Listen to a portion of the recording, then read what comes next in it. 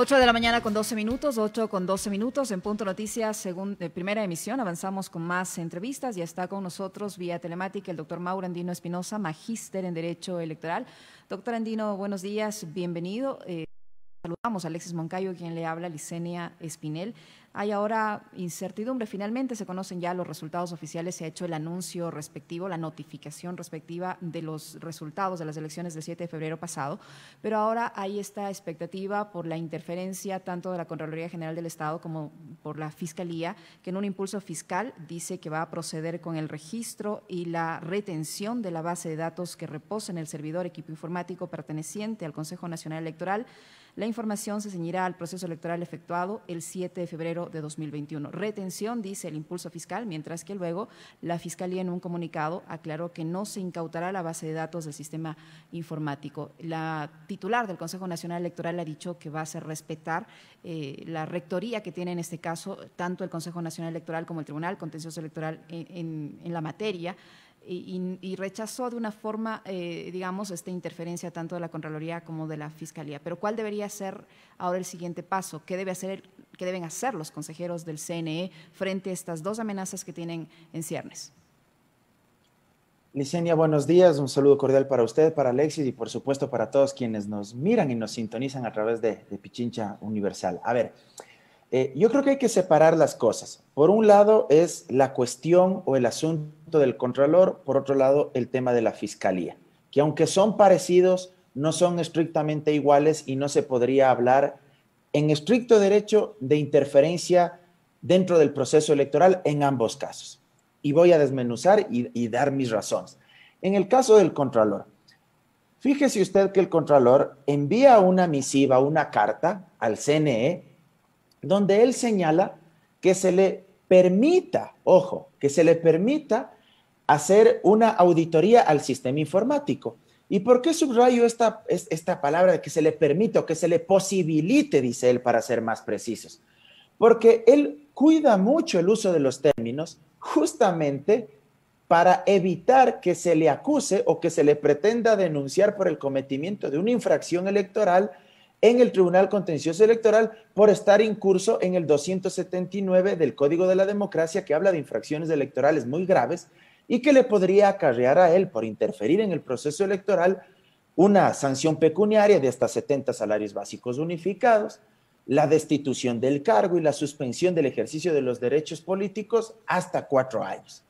Y él en su oficio empieza remarcando, citando, la disposición general octava del Código de la Democracia. Y esa disposición general octava del Código de la Democracia, ¿a qué hace referencia? Esa disposición hace referencia básicamente al periodo electoral. Y esa disposición define, entre otras cosas, qué es etapa preelectoral, qué es etapa electoral, qué es etapa postelectoral. Entonces, él empieza mencionando esto justamente para dejar en claro, o en palabras criollas, en palabras simples, les quiere decir a los consejeros, verán que estoy reconociendo que estamos en periodo electoral. Consecuentemente, como dejo sentado que estamos en periodo electoral y en etapa electoral, yo no quiero interferir en sus funciones. Y a renglón seguido en ese mismo oficio, cuidándose mucho en el uso del lenguaje de las palabras, él le pide al CNE que apruebe una resolución, en este caso por parte del Pleno, y que esa resolución le autorice a él o le abra la posibilidad, dice él, de hacer una auditoría al sistema informático. Reitero, para cuidarse justamente de cometer infracción electoral. ¿Qué debería hacer el CNE en estricto derecho?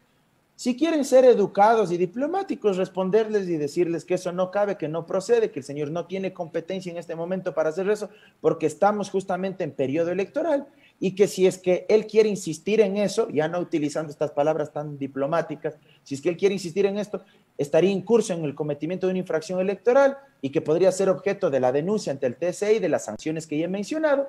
Pero si el CNE de plano no quiere ni siquiera tomarse el tiempo de responderle, pues está en su pleno derecho, ni siquiera responderle. Ahora, el Contralor, si después del periodo electoral quiere hacer un examen especial, una auditoría al sistema informático, claro que puede hacerlo, pero una vez que se haya terminado el periodo electoral. Y el periodo electoral no termina ni siquiera cuando se proclamen oficialmente los resultados de la segunda vuelta. El periodo electoral termina cuando se hayan agotado todas las instancias, todas las etapas en sede administrativa que se refieren a la etapa postelectoral, que básicamente tienen vinculación con los informes de cuentas, de aportes de campaña, de gastos de campaña, de egresos, que presentan los sujetos políticos a través de sus responsables económicos y que en sede administrativa tiene que resolverlos el Consejo Nacional Electoral.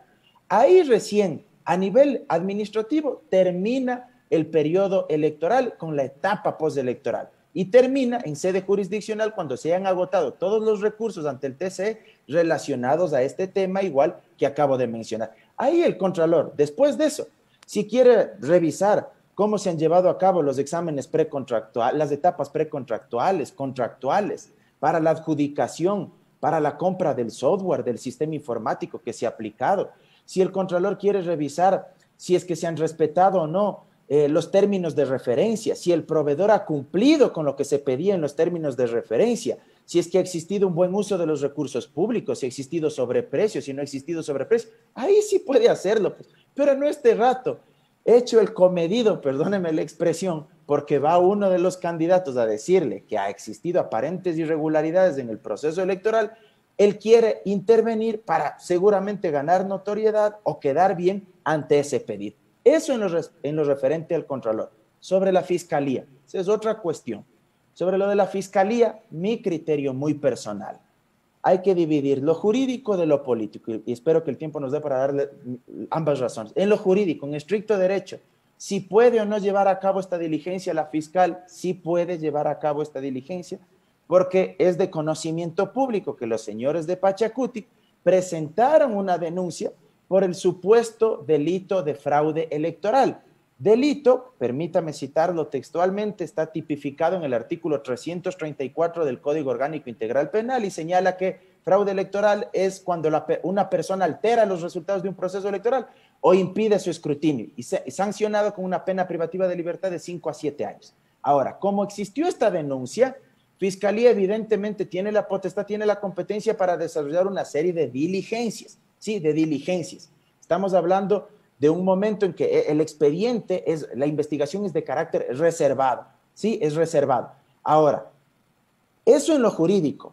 En lo político, sin duda alguna, a mí también, al igual que creo yo a la gran mayoría de ecuatorianos, nos hace muchísimo ruido que horas antes a que se proclamen oficialmente los resultados, en la audiencia pública nacional de escrutinio del CNE, a la señora fiscal se le haya ocurrido la decisión, la idea de disponer que se haga una pericia a la base de datos de los resultados del 7 de febrero. O sea, eso es lo que a uno le llama profundamente la atención. ¿Por qué horas antes a que se hagan públicos ya los resultados? ¿Y por qué se pide que este informe ya en 10 días esté realizada la pericia? 10 días queda ella. Cuando horas después, los mismos peritos que Fiscalía designa, envían un oficio indicando que la tarea que les están encomendando es sumamente compleja, es sumamente difícil, es una labor técnica de alta densidad y ellos piden más tiempo. Sin embargo, domingo en la mañana querían ya que se haga de forma tan presurosa la diligencia y en 10 días del informe. Yo pregunto a la opinión pública, ¿se dan cuenta la magnitud del impacto que podría tener que ese informe pericial se filtre a los medios de comunicación o a los actores políticos y que en ese informe pericial se les ocurra poner ahí que al candidato A se le ha aumentado los votos de forma irregular en tales provincias, que al candidato B se le ha bajado los votos en tal provincia y que al candidato C también se le ha perjudicado en otra provincia? ¿Saben los efectos políticos e institucionales que la filtración de ese informe pericial generaría? ¿Qué están buscando en lo político? Pregunto nada más, no estoy asegurando.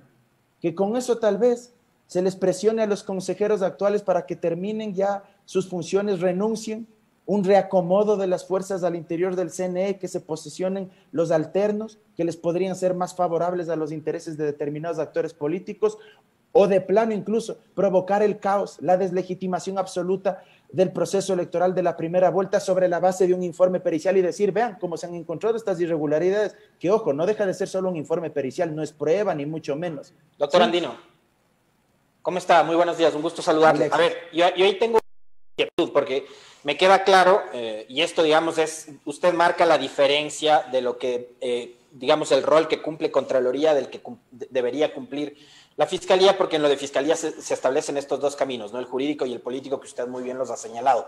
Y claro, cuando hay un delito, aunque sea este electoral, yo tengo entendido, por lo que usted ha dicho, la Fiscalía no pierde competencia, puede hacerlo. Pero ese delito sobre la base de pruebas, pero si yo salgo mañana y digo, me hicieron fraude y no presento ni una acta, ni una copia, ni ningún tipo de prueba documental, mal podría ser la Fiscalía sobre la base de una declaración que podría ser, digamos, nada más que el alarde o la calentura del momento, empezar a generar una investigación que, digamos, cubra con un manto de duda todo el proceso electoral, que es lo que usted acaba de señalar. Es correcto, Alexis. A ver, solo una precisión. Justamente, ¿para qué sirve la investigación previa? Justamente para tratar de ir recogiendo ciertos indicios, ciertos elementos que le hagan presumir a Fiscalía que efectivamente se ha cometido un delito. Sí, y sin que el área penal sea mi área de experticia, pero evidentemente para eso sirve la investigación previa, ¿sí? Para tratar de ir recogiendo indicios, elementos que a Fiscalía le permitan colegir, inferir que ciertamente se ha cometido ese delito que se ha denunciado y obviamente pues avanzar en sus investigaciones y, de ser el caso después, probablemente dictar una instrucción fiscal, imputar a los posibles autores del cometimiento de ese delito, en fin. Para eso es la investigación. Dicho esto, no hace mal Fiscalía en cualquier delito cuando dispone la realización de estas diligencias. Lo que a uno sí le llama poderosamente la atención es que en determinadas denuncias sean muy prolijos, sí, por el posible cometimiento de unos delitos y en otros, en cambio, dejen ahí pues, guardadas, porque no hay que olvidarse que una investigación en aquellos delitos que no sobrepasan penas de 5 años pueden durar hasta 1 año, la investigación, y en aquellos delitos que pasan de 5 años la pena puede durar hasta 2 años. Estamos hablando de un delito de fraude electoral. Como la pena pasa de 5 años, me parece que es de 5 a 7 años la pena, estamos hablando que esa investigación podría durar, solo la investigación, hasta 2 años. Sí, la investigación. Entonces, claro, tiene todo ese periodo para que usted justamente realice las diligencias que considere pertinentes. Pero aquí la hace, lo que llama aquí Tarantino, profundamente la Fiscalía actúa aquí en apenas 3 días. La denuncia presentada por los representantes de Pachacuti fue el 18 de febrero y la Fiscalía dispone de la primera diligencia el 21 de febrero a las 7:30 de la mañana, muy temprano y en menos de una semana. Y horas antes a que se oficialicen los resultados, no me cansaré de repetir eso, horas antes a que se oficialicen los resultados en la audiencia pública nacional de escrutinios del Consejo Nacional Electoral. Tanto es así que creo yo eso le metió turbo al CNE para que a la madrugada ya den a conocer los resultados oficiales. Porque quién quita que si no les llegaba ese oficio indicándoles que estaba prevista esa diligencia a las 7:30 de la mañana del domingo, capaz del CNE se tomaba hasta el domingo mediodía o hasta en la tarde. Pero como ya les llega ese oficio, evidentemente les metieron turbo, reitero, y dijeron, no, esto hay que sacarlo ya. O sea, este rato, así sea a la madrugada. Entonces, aquí vean, lamentablemente hay decía en otro medio de comunicación yo hace un momento, creo que hay un uso del derecho penal, de las herramientas del derecho penal, como herramientas de gestión política, lamentablemente. Reitero, ¿existe competencia de Fiscalía? Existe.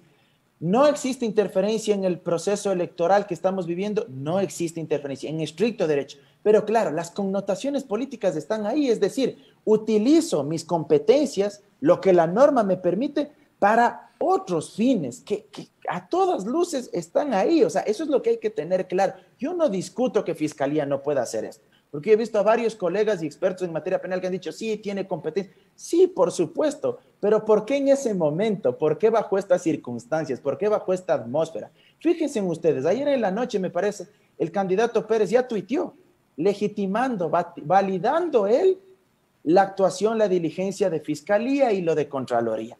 Es decir, uno ahí lo primero que puede ver es, bueno, parecería que ciertos órganos del Estado están muy colaborativos de forma expedita con determinada candidatura, pues. O sea, eso es lo que a uno le llama la atención. Y claro, Yo entiendo la molestia de los electores de Pachacuti y en esto también quiero ser muy empático y muy sensible. Yo entiendo la molestia del electorado de Pachacuti y del señor Pérez. No entiendo así la posición del señor Pérez, que es distinta. Del electorado de Pachacuti, ¿en qué sentido?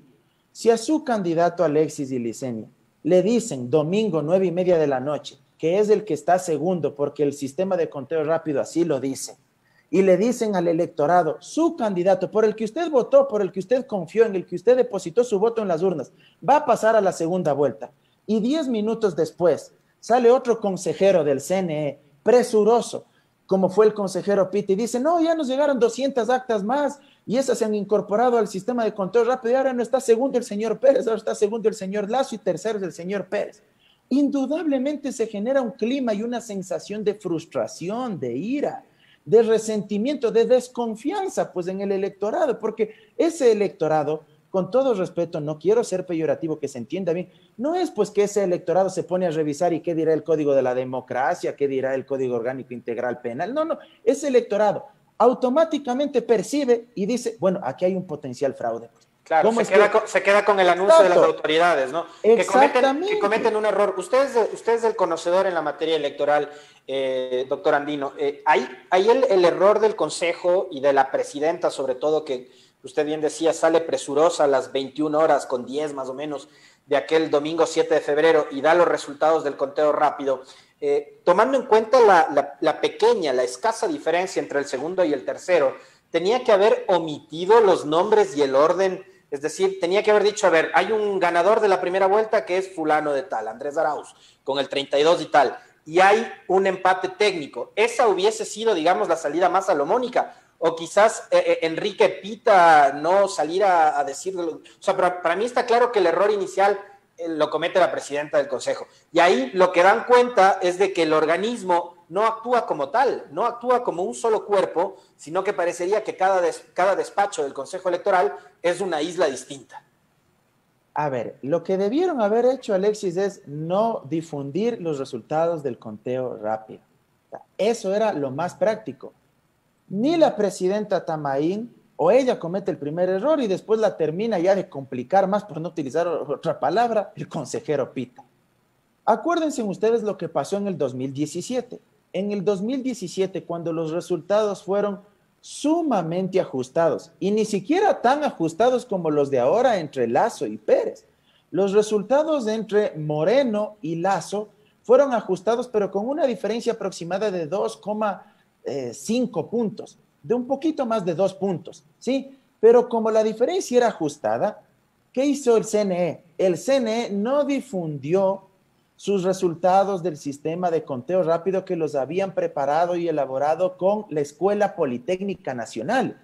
Y tampoco se difundió el sistema de conteo rápido de la ONG Participación Ciudadana, que dicho sea de paso, no es pues una ONG que era precisamente cercana al gobierno del expresidente Correa, ni mucho menos, pues tanto es así que tienen vinculaciones con algunas universidades que ciertamente tienen una visión ideológica contraria, digamos, al expresidente Correa.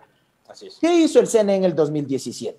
El CNE en el 2017 de forma prudente dijo, no vamos a dar a conocer ni los resultados de la Escuela Politécnica Nacional, y Participación Ciudadana dijo, esta ONG de forma responsable, ambos entes, Participación Ciudadana dijo, no vamos a dar a conocer tampoco, porque el resultado es muy estrecho, y vamos a esperar a que se haga el escrutinio del 100% de las actas. Terminó el escrutinio del 100% de las actas y más allá de que el señor Lazo pasó pataleando de que le habían hecho fraude, al final el sistema de conteo rápido de Participación Ciudadana y de la Escuela Politécnica Nacional fue prácticamente coincidente, casi en su totalidad, con el resultado final que se había escrutado por parte del Consejo Nacional Electoral. La misma lógica debía aplicarse acá, mucho más si la diferencia entre Pérez y Lazo en ese momento a las 9:20 de la noche del domingo 7 de febrero era menos de un punto, pues, era de decimales de 0,20. Tenían que decir, no vamos a difundir el sistema de conteo rápido porque la diferencia es muy estrecha, pedimos a los actores políticos que tengan paciencia y que vayan viendo la evolución del escrutinio y cómo ingresan los datos a nuestra plataforma informática y ahí tendremos ya un resultado definitivo cuando se haya escrutado el 100% de las actas. Eso era lo lógico, eso era lo coherente. Doctor Andino, ¿qué debe pasar ahora? ¿Qué debe hacer el Consejo Nacional de esta instrucción fiscal sobre bueno, el no es sistema informático instrucción, por un Licenia, lado es y una por investigación otro, nada más. ya, sobre esta investigación. ¿Qué debe hacer el Consejo Nacional Electoral frente a esta investigación y a este impulso fiscal de la Fiscalía, por un lado? Y por otro, se supone que a partir de la notificación de los resultados oficiales que se hizo el domingo en la madrugada, las organizaciones políticas pueden presentar una serie de recursos. La presentación de esos recursos ya no pueden modificar los resultados notificados en la madrugada del 21 de febrero. Perfecto, Licenia. Vamos por partes. Lo primero que usted me pregunta, y permítame aquí sí a citarle textualmente lo que ha mencionado el consejero José Cabrera, que dicho sea de paso, él es ingeniero informático, me parece en su perfil profesional. Él, en la página oficial, en la cuenta oficial de Twitter del CNE, él indica que al momento el sistema informático no puede ser auditado ya que se encuentra sellado, lo que no permite su modificación. Una vez que finalice el proceso electoral, podrán realizarse todas las auditorías que los órganos de control consideren pertinentes.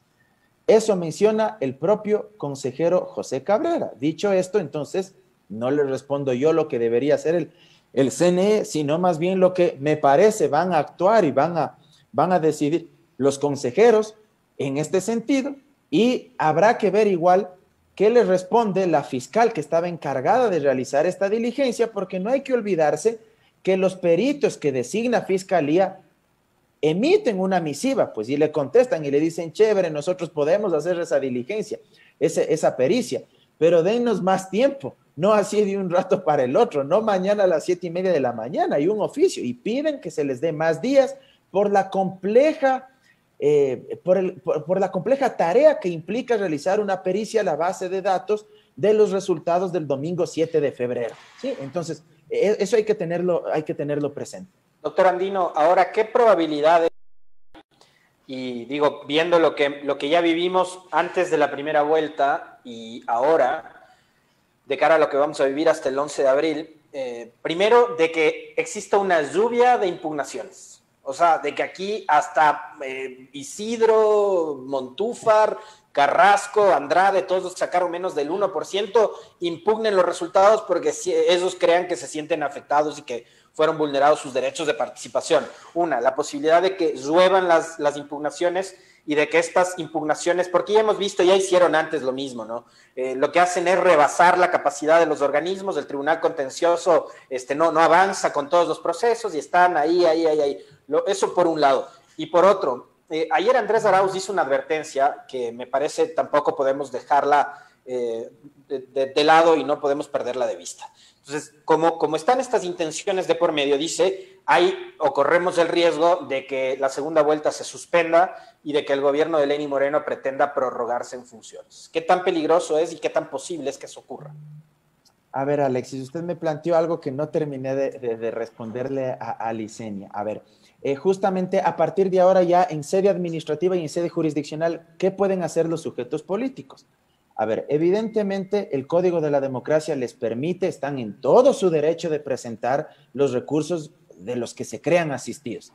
Una vez que les notificó el CNE con los resultados ya de la Audiencia Pública Nacional de Escrutinio, ¿sí? Los sujetos políticos tienen un plazo de 2 días para presentar una objeción en contra de los resultados numéricos, ¿sí? Por temas numéricos, en contra del escrutinio por cuestiones numéricas. Plazo de 2 días. Una vez que presentan esta objeción, el CNE puede resolver en 3 días estas objeciones. Tiene un plazo de 3 días para resolver estas objeciones. Todo esto de conformidad al artículo 242 y siguientes del Código de la Democracia.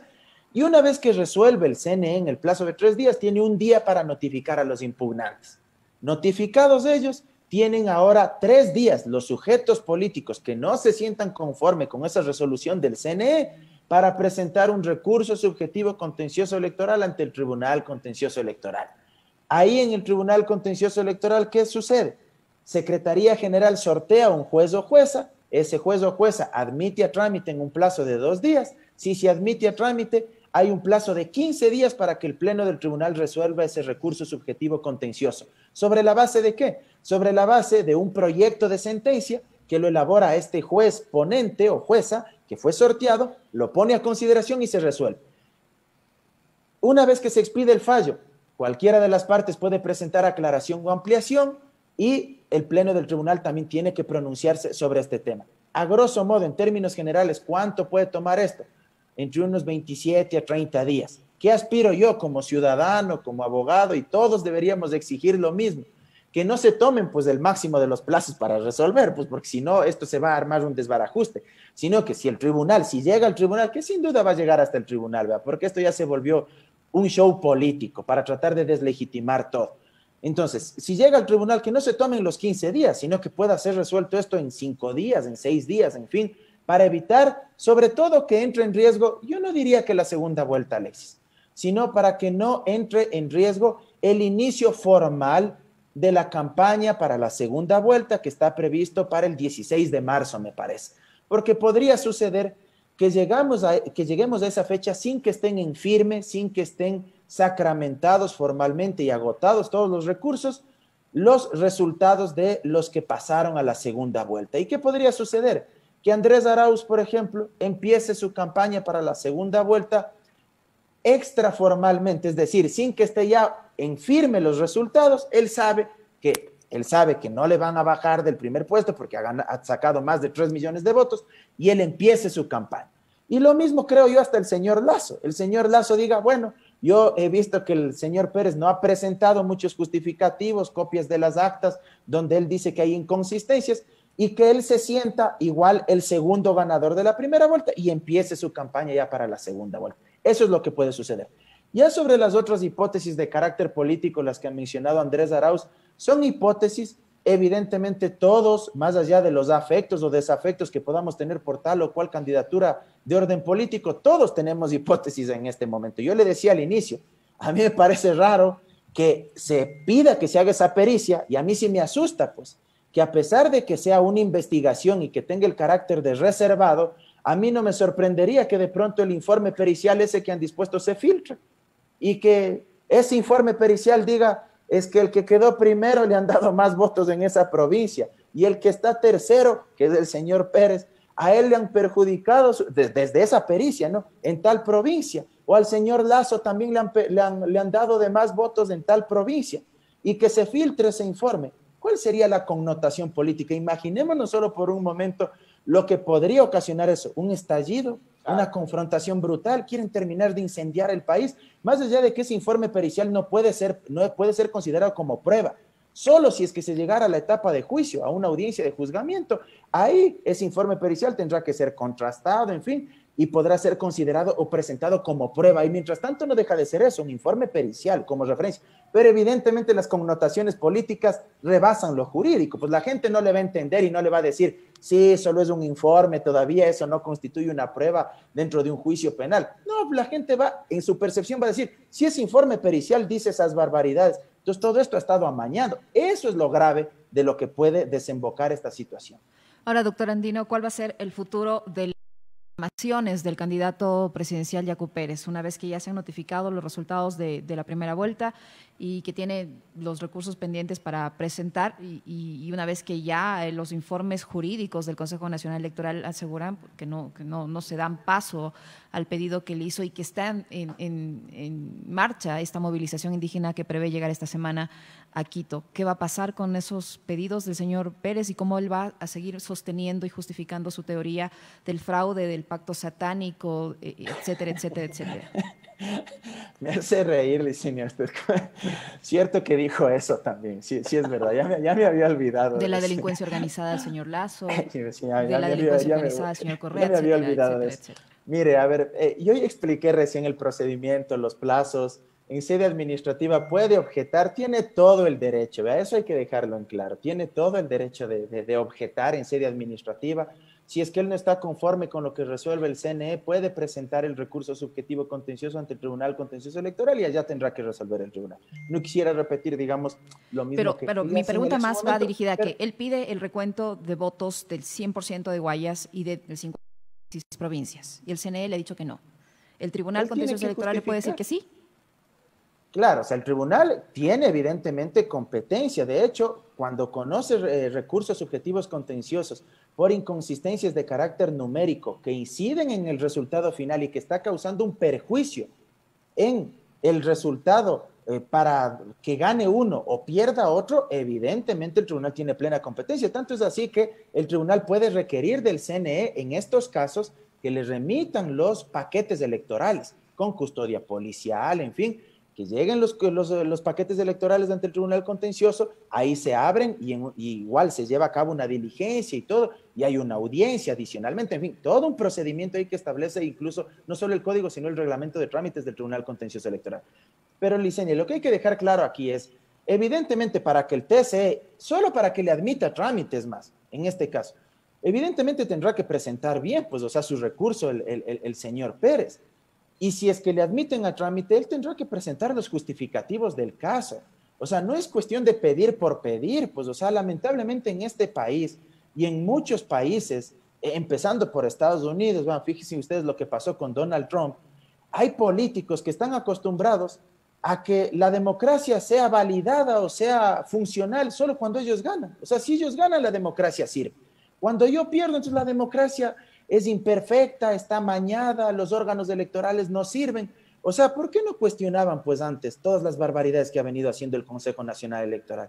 ¿Y por qué ahí sí guardaron un silencio cómplice? Perdónenme, o sea, con todo respeto. Este CNE es el mismo que organizó muy mal las elecciones seccionales del 19, que le dejaron a provincias como Los Ríos y Manabí 80 días sin que se puedan posesionar las autoridades. Usted lo ha dicho, o sea, ¿por qué ahí no dijeron nada? ¿Por qué ahí nadie cuestionó las barbaridades que ha cometido este Consejo Nacional Electoral? ¿Por qué no pusieron el grito en el cielo cuando se imprimieron mal más de 6 millones de papeletas? Que nos costaron a los 17 millones de ecuatorianos aproximadamente $500,000. Que por cierto, hasta ahora, Contraloría, yo no he sabido que ahí sí diligentemente haga un examen especial para encontrar responsabilidades administrativas, civiles o penales, de ser el caso, en este tema. O sea, ¿por qué ahí sí no se dijo nada sobre estos temas? Cuando se incumplieron sentencias, cuando se eliminaron ilegalmente organizaciones políticas. O sea, el que denuncia fraude tiene que presentar las pruebas, las evidencias, los documentos de respaldo. El Código de la Democracia dice que ya en esta etapa no necesariamente tendrá que adjuntar las copias de las actas de escrutinio, no necesariamente, pero sí dice que tendrá que presentar algún tipo de evidencia, algún tipo de sustento, de documento. Yo solo hago una pregunta a la opinión pública, para que los ciudadanos se den cuenta. Si es que yo sé como candidato que me hicieron fraude, y si yo hice un buen control electoral con mi organización política, yo tendría las copias de las actas, de las juntas receptoras del voto.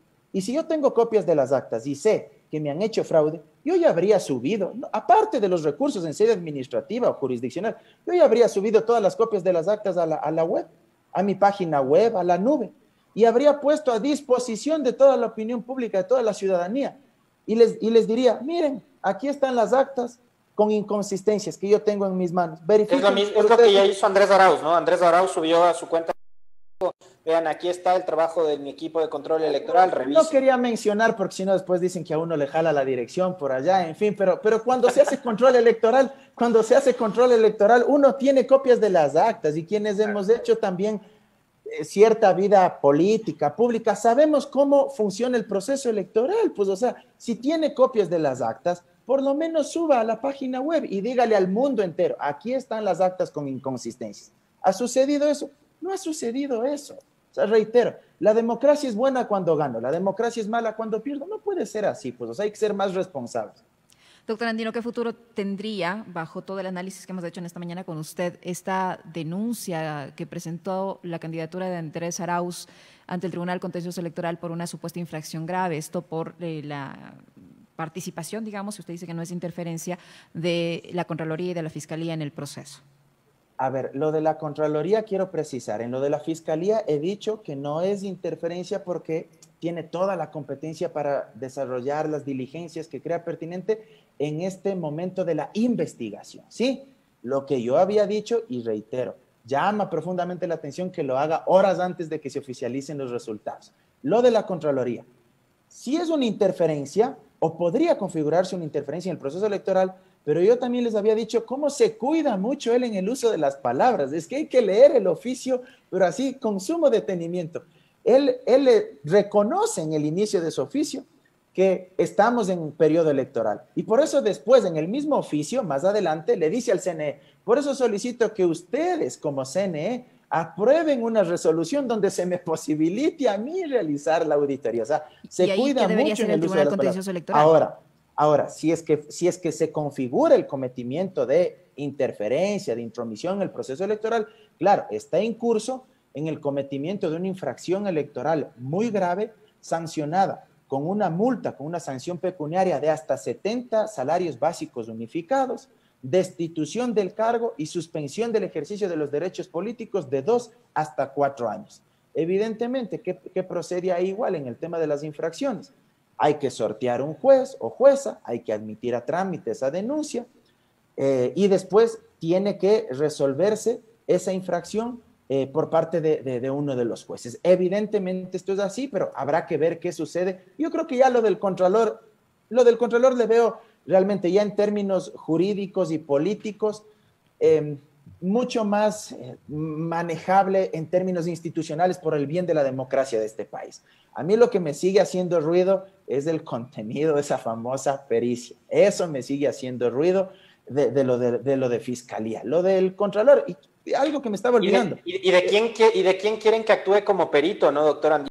He entendido que es una persona que no está calificada, por ejemplo, y que ya estuvo... Alexis, me estaba olvidando justamente de esas dos cosas. A ver, uno del tema del Contralor.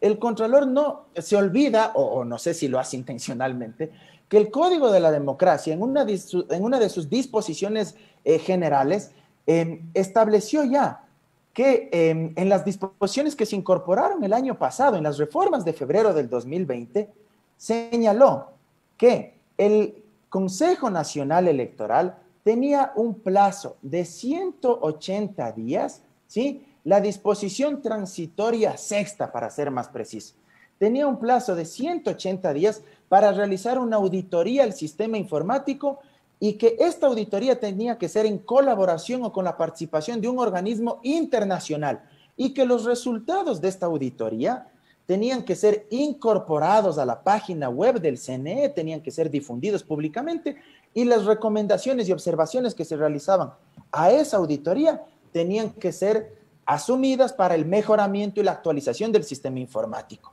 Si esto no hizo el CNE, soy sincero, soy honesto, no conozco si se lo hizo o no, pero si no hizo esto el CNE, ellos estarían incumpliendo funciones y sería otra causal más para que la futura asamblea les enjuicie, les censure y les destituya políticamente por incumplir esta disposición transitoria que fue incorporada en las reformas al Código de la Democracia en febrero del año pasado.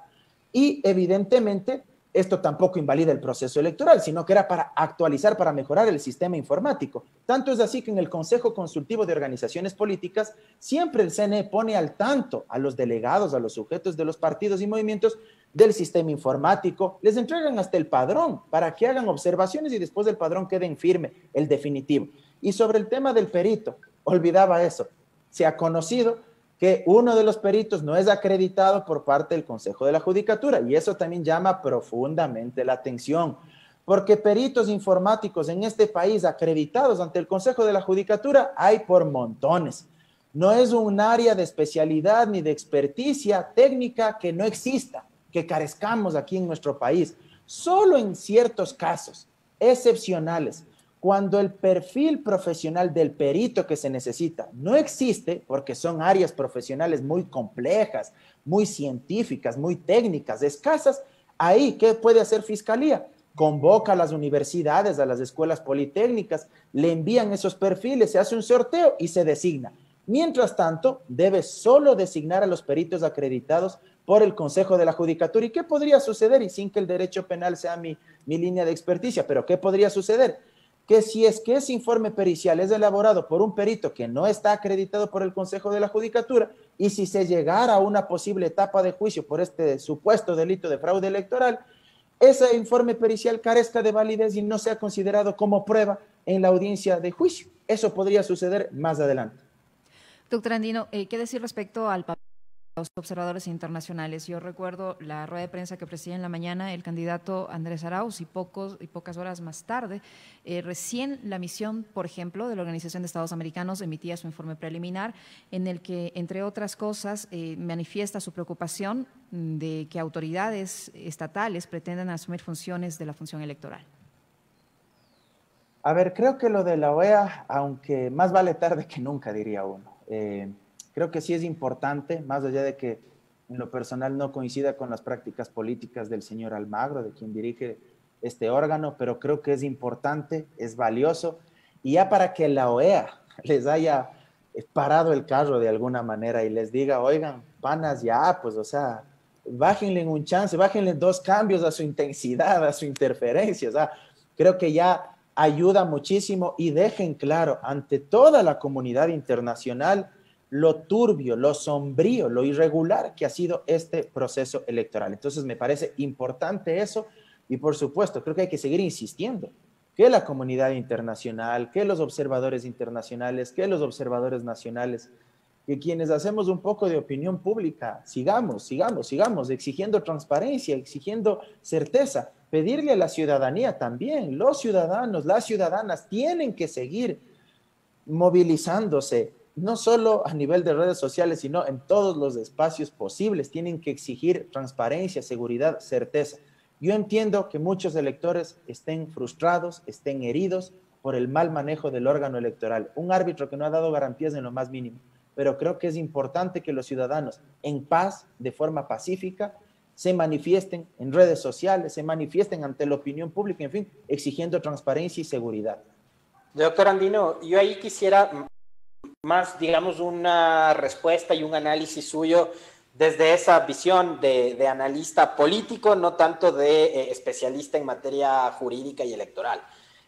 Fue un error de Guillermo Lasso el no haber esperado la proclamación de resultados y haberse sentado en aquella mesa de diálogo con Yacu Pérez y con el CNE. O sea, creo que la actuación del CNE también no fue solo el mal tino que tuvo Atamaín y que tuvo Pita la noche del domingo, sino haber tratado de ser ese organismo que haga lobby, ¿no? Y que siente a los dos candidatos que están en disputa para cometer una ilegalidad, porque eso era lo que iban a hacer, cometer una ilegalidad en determinar la apertura del tanto por ciento en una provincia, de tanto por ciento en otras 16. Entonces, fue un error de cálculo, mal asesorado Guillermo Lasso, no haber esperado que se proclamen los resultados y haber dado lugar a toda esta novela que se desató. Gracias por la pregunta, Alexis, porque me lleva a otra arena, pero que me parece muy interesante y me agrada mucho, además. A ver, les voy a dar mi hipótesis. ¿Por qué hacen esta famosa reunión de carácter político? Porque no era una sesión formal ni convocada mediante un orden del día por parte de la presidenta del CNE. Esta sesión de carácter político para mí tuvo una sola finalidad: sentarles al segundo y al tercero con el objetivo de invisibilizar al que había quedado primero. ¿Para qué? Para proyectar ante toda la opinión pública la idea de que ellos eran los demócratas, los que eran capaces de unirse, de garantizar la democracia en este país, para, en unidad de acto, de forma personalísima e indelegable, utilizando lo que tanto discutimos del año pasado, entre ellos se comprometan a pelear contra un solo actor político. Reitero, quitarle cancha al que había quedado primero, al que había sacado más de 3 millones de votos, y para posicionar en el imaginario colectivo, a través de varios medios de comunicación hegemónicos, esta idea de que ellos sí son capaces de consensuar, de dialogar, los democráticos, y de ponerse de acuerdo. Sí, me parece que el primer gran objetivo fue ese, pero les resultó tan mala jugada porque, ya llegado el caso, evidentemente había una disputa de carácter electoral, pues porque estaban disputándose quién pasaba la segunda vuelta. Y en el momento que se desarrolla la reunión, eso se volvió un pugilato verbal de lado y lado. Pues eso fue un debate político entre el segundo y el tercer. Y evidentemente eso rompe relaciones, y ahí sí respondo la parte pertinente que usted me planteaba, Alexis, sobre Guillermo Lasso. Claro, calculó mal y le asesoraron mal también. Porque a él le dijeron, sí, anda, trata de no caer en una contradicción política con lo que tú hiciste hace 4 años, pues. Porque en un inicio, si es que él se habría negado de plano, evidentemente caía en una contradicción brutal, pues, o sea, hace 4 años él era el adalid del fraude, el adalid de las irregularidades en el CNE, el adalid de la democracia, de que pidió que se abra igual él las más de 40,000 urnas en el 2017. Entonces, claro, bajo esa sombra, bajo esa narrativa que aún estaba caliente aquí en el país, él, ¿qué es lo que dijo? Voy a dar muestras de que así como actué en el 2017, ahora yo estando del otro lado, no voy a ser incoherente con los principios y valores que yo decía defender en esa época. Pero claro, legalmente manejaron de forma tan mal, tan errónea las cosas y el orden de la reunión que se les fue de las manos, que esto, claro, terminó siendo un tiro en los pies que se metieron ambos. Y yo lo he dicho en otros medios de comunicación, se terminaron metiendo un tiro en los pies, porque Lasso queda deslegitimado después, en menos de 48 horas recula él y manda su contestación y dice que ya no va a aceptar bajo las mismas condiciones que le había planteado Yacu Pérez. Entonces, claro, yo no estoy diciendo que el señor Pérez tenga la razón, pero sin duda, si es que Lasso el viernes acepta y hasta el domingo recula, en el imaginario popular, ¿qué narrativa o qué percepción se posiciona? Oye, si el viernes le aceptó y 2 días después ya le niega lo que él mismo le había dado la palabra, algo turbio existe ahí detrás. Y en cambio, en el caso del señor Pérez, va a la reunión y si ustedes recuerdan, no presentó muchas actas. Él presentó una docena de actas ahí y nunca se ciñó al objeto de esa reunión que había sido convocada. Entonces, creo que de lado y lado esto les terminó por perjudicar. Ahora, doctor Andino, ya para finalizar rápidamente, todo ese tipo de pronunciamientos, tanto de la Contraloría como de la Fiscalía, estos intentos de aplicar este tipo de diligencias en medio del proceso electoral, ¿cómo le deja al CNE para enfrentar la segunda vuelta? ¿Cómo esto podría afectar o no a su credibilidad credibilidad en el manejo del proceso para la segunda vuelta? Sin duda queda mal parqueado, como se diría popularmente el CNE, o sea, más mal de lo que ya estaba realmente. O sea, el CNE ha cometido muchos errores y esto es grave ya no solo en términos institucionales, es grave en términos de país, de sociedad, porque yo creo que el tejido social queda bastante descompuesto. Ya veníamos atravesando momentos de alta polarización, de alta crispación política. Y si a eso le agregamos estos inconvenientes, sin duda alguna vamos a quedar con una sociedad muy fragmentada, con una grieta enorme entre quienes se sientan perjudicados por el órgano electoral y entre quienes se sientan validados, legitimados por los votos y quienes pasen a la segunda vuelta. Es grave realmente lo que se está viviendo y creo que no han calculado las consecuencias de lo que esto puede provocar. Una sociedad enfrentada, con instituciones absolutamente deslegitimadas y de cara a la segunda vuelta va a ser complejo que el CNE pueda transmitir un poco de confianza, un poco de certeza. Yo aspiro, ojalá, independientemente de quién gane ya en este punto, ojalá quien gane en la segunda vuelta lo haga con una diferencia respetable, con una diferencia sustanciosa, porque no quiero imaginarme lo que puede pasar el 11 de abril si es que la diferencia es mínima, es estrecha, como lo que ha ocurrido entre el segundo y el tercero en esta primera vuelta electoral. Es gravísimo lo que podría suceder con ese CNE que no te da garantías de nada, que un resultado sea demasiado estrecho. Ojalá quien gane lo haga con un resultado que no deje la menor duda para que el proceso electoral, cierro con esto, sea un elemento pacificador de la sociedad, sirva de catarsis y que no sea más bien el detonador de una mayor explosión social. Muchísimas gracias al doctor Mauro, magíster en Derecho Electoral. Sin duda, siempre es muy interesante conversar con usted, nos aclara varias dudas y supongo que a nuestra audiencia y a quienes nos siguen en redes sociales también. Alexis. Muchísimas gracias al doctor Mauro Andino, un placer como siempre conversar con él sobre materia electoral, algo que es tan actual y que no escapó a la polémica durante este fin de semana.